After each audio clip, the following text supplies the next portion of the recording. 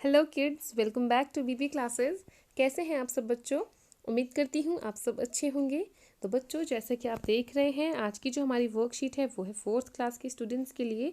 तो यहाँ पर आप अपनी क्लास के साथ लिखेंगे आपका सेक्शन, यहाँ पर लिखेंगे आपका नाम और यहाँ पर आपकी टीचर का नाम।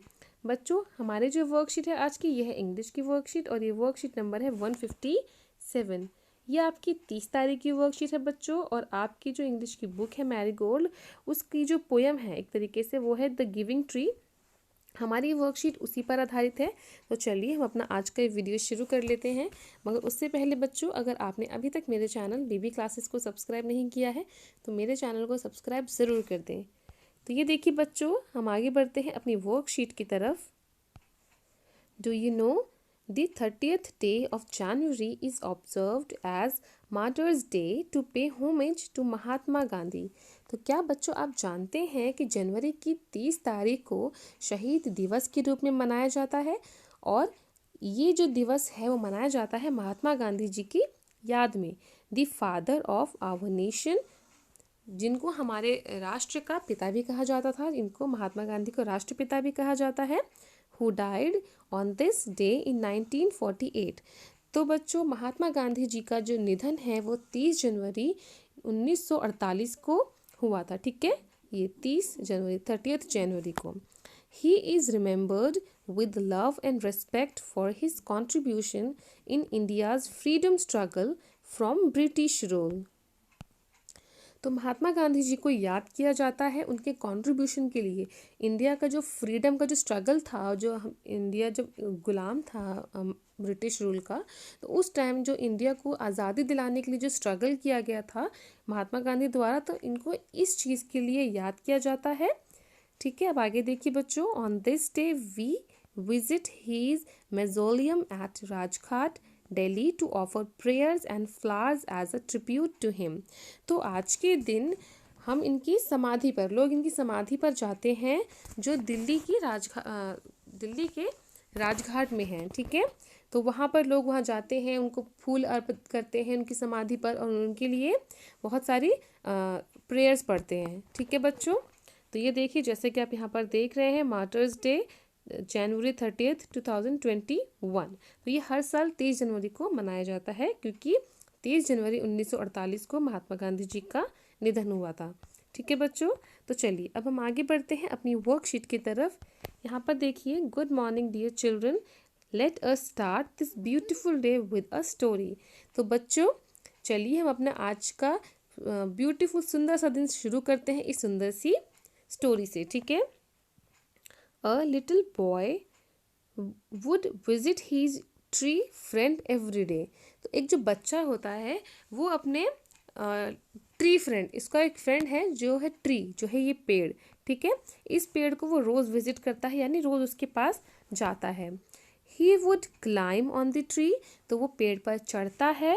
Swing on its branches, उसकी टहनियों पर झूलता है। And also sleep under its shade, तो उसकी जो छाया है उसके नीचे सोता भी है। एज द लिटिल बॉय ग्रू, जैसे ही जो छोटा बच्चा है वो बढ़ रहा होता है धीरे धीरे, he visited the tree rarely, तो जैसे जैसे वो बड़ा हो रहा होता है वैसे वैसे ही वो पेड़ के पास जाना कम कर देता है। As a young boy when he wanted money, तो जब वो बिल्कुल बड़ा हो गया, बिल्कुल यंग बॉय की तरह बड़ा हो गया और जब उसको पैसे चाहिए थे, the tree offered him its apples to sell, तो ट्री ने क्या किया, ट्री ने उसको अपने सेब ऑफर किए, यानी अपने सेब दिए कि तुम ये सेब लो और इनको बेचकर पैसे कमाओ। A few years later the young man came back to the tree again, फिर कुछ सालों बाद जो वो यंग मैन था वो वापस अपने ट्री के पास आया। ही वॉज गेटिंग मैरिड, तो जो लड़का था उसकी शादी हो रही थी। And he wanted to build a house, तो जब उसकी शादी हो रही थी तो उसको अपने लिए घर भी बनाना था। His friend the tree offered him its branches to build one, तो जो वो लड़का था उसका जो फ्रेंड है ये ट्री, तो वो उसको अपने ब्रांचेस ऑफर करता है जिससे वो घर बना सके। ठीक है, वो टहनियाँ अपनी देता है कि तुम ये टहनियाँ ले जाओ जिससे तुम अपना घर बना सको। The young man did not come back for a long time, तो जो लड़का होता है वो बहुत दिनों तक वापस नहीं आता। The tree grew sad waiting for its friend. तो जो पेड़ होता है वो अपने दोस्त की याद में ऐसे ही उसका इंतज़ार कर रहा होता है। After many years the young man wanted to build a boat to sail. फिर कुछ सालों बाद जो वो लड़का होता है, वो यंग मैन होता है, उसको एक बोट बनानी होती है। ठीक है, तो फिर क्या होता है, the tree gladly offered its trunk to build the boat. तो जो ट्री होती है, वो ट्री जो होता है वो अपनी खुशी खुशी वो उसको अपना ट्रंक देता है, अपनी जो पेड़ होता है उसका ट्रंक देता है बोट बनाने के लिए।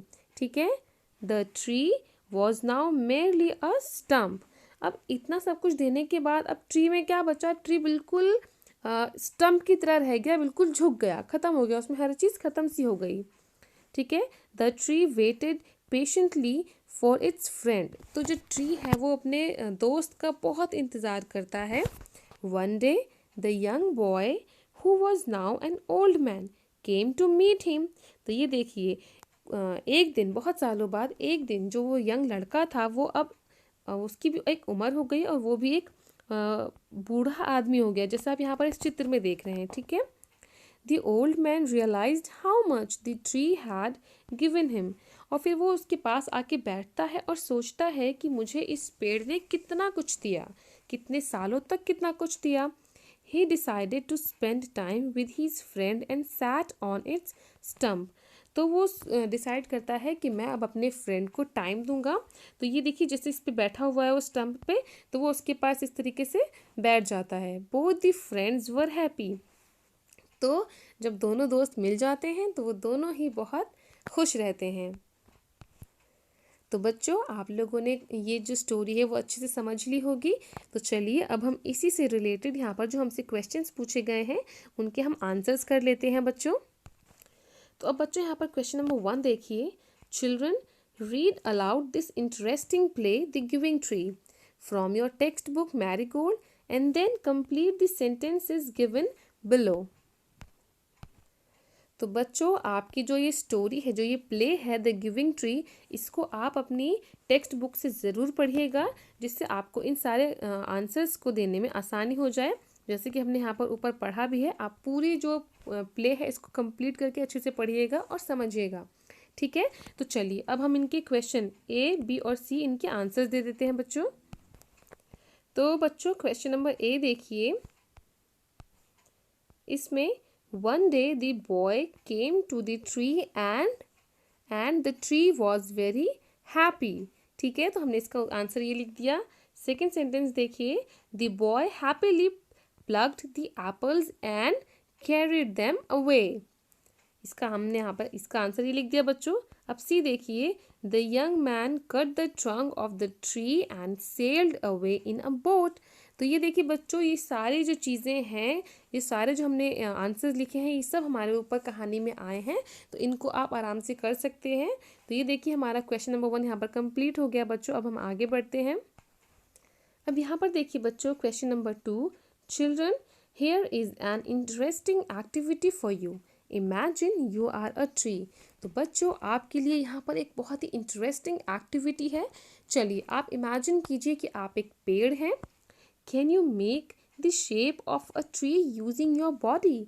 क्या आप अपनी बॉडी को इस्तेमाल करते हुए एक पेड़ की शेप बना सकते हैं। देखिए, जैसे बच्चे यहाँ पर बना रहे हैं। Use your hands, fingers and legs. आप अपने हाथों का इस्तेमाल करें, अपनी उंगलियों का इस्तेमाल करें और अपने पैरों का भी इस्तेमाल करें। Stretch, bend, turn around, wave hands etcetera.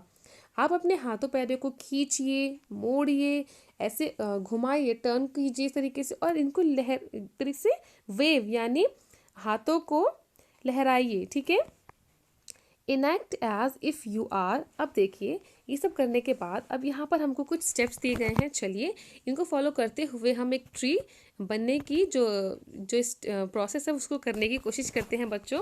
जैसे फर्स्ट देखिए, enact as if you are a tree full of fruits and leaves. अब आप एक ऐसा अपने हाथों से बॉडी से बनाइए अपनी बॉडी को इस तरीके से, जिससे बन जाए एक पेड़ ऐसा जिसमें बहुत सारे फ्रूट्स और बहुत सारी लीव्स हैं।